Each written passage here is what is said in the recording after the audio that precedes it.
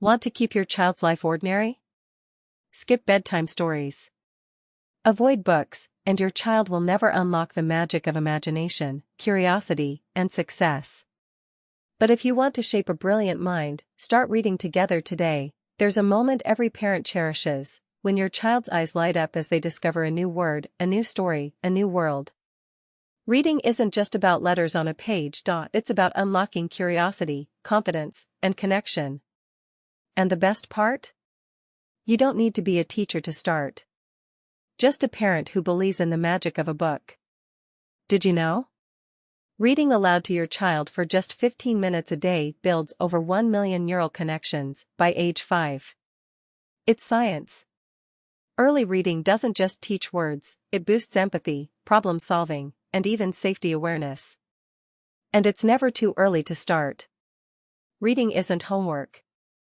It's adventure time. It's giggles over silly voices. It's asking, what do you think happens next? Those moments? They're not just stories, they're the foundation of trust, creativity, and a lifelong love of learning. You don't need perfect bedtime stories or a PhD in phonics. Kids don't care if you skip pages or improvise. What matters? Showing up.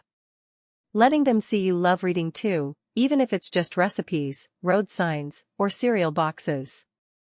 Start small. Let them touch the pages. Ask questions. Make it a game. Visit the library, point out street signs, or read their favorite book 100 times. Every word counts.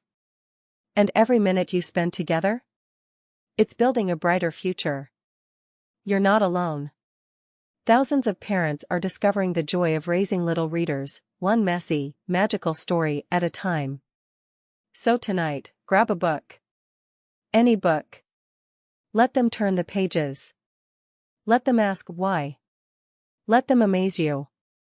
Because when you read together, you're not just teaching letters. You're teaching them to dream. Glowing star, and that's a gift no screen can ever replace.